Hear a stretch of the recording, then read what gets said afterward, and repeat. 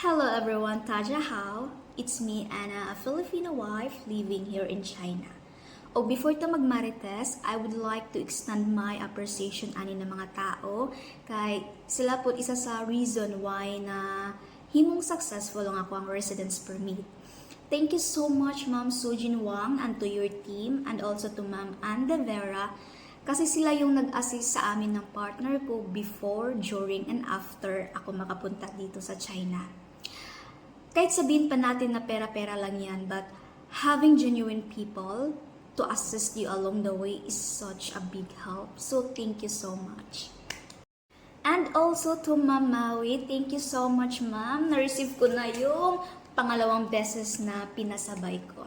Ganito kasi yung nangyari guys.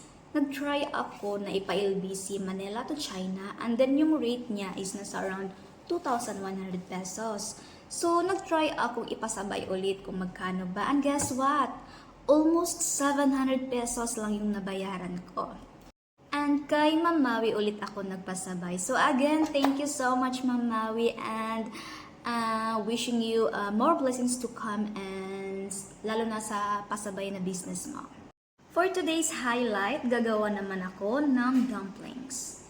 But this time, yung gagawin ko is cabbage dumplings and then pure meat dumplings.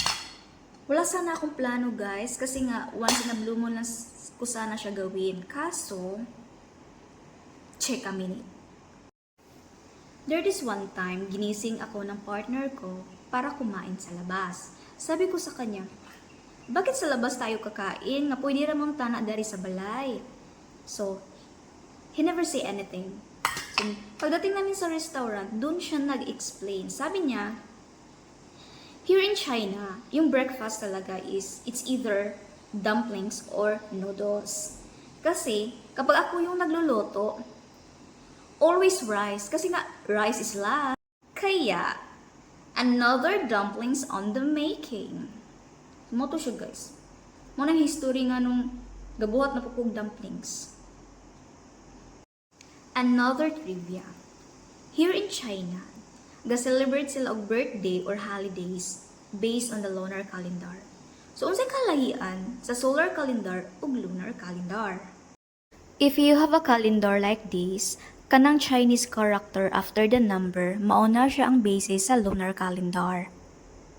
For example, in a solar calendar, June 1 is June 1, but in a lunar calendar, June 1 falls on the 16th day of the previous month. Ani ang nahitabo nga nung nagka-idea ko about anang solar o lunar calendar. Ang akong partner, iyang birth month is June. So excited ka ayo kumiyog, happy birthday! Pag naudlot, pag ingon niya, no. Wow, what's no? It's your birthday! So no, in solar calendar, yes it is. Pero, ga-celebrate silang birthday based sa lunar calendar. So, iyang gi-explain sa ako kanusa mag-celebrate sa iyang birthday. I will discuss the difference of these characters once makita niyo siya sa calendar. From June 6 up to June 14, there is a Nian character followed by the Chinese counting number system. Nian character correspond to 20.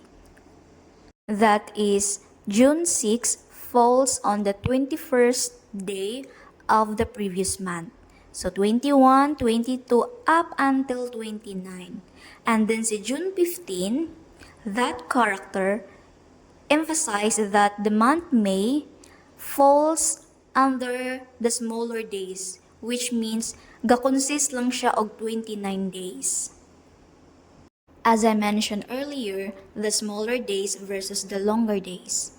So si June 16 until June 24, that character means the Chu character, followed by the Chinese counting numbers. The Chu character means initial or beginning. Kumbaga, you have to count back again to 1 until to 10. There are two special Chinese characters ani na calendar, which are si Chu and then si Nian. Kanang sa June 25 until June 30, you have to count it based on the Chinese counting number system. Pero ang pinaka-highlight good kung gusto ka magtuon og Mandarin, tunaan gyud si tones kay if lahi nimo siya pagkasulti malahi ang meaning. Matingala na lang ka nganong nangilad og naong ang imuhang kaistorya kanay lahi na day ang meaning. So mo na akong murag struggle pa ang tones. Tones and also their characters because there's a lot of characters. So ilang kumbate kay gisugdan man. Lang. It's fun. It's fun at the same time nakakadilulo but still kumbate. And my accomplishment is here. So balik-balik ra ang style guys kay maura akong naibalaan. Ang importante makaon. So low-key flexing my accomplishment for today. That's it for today. See you next time. Sai-chan!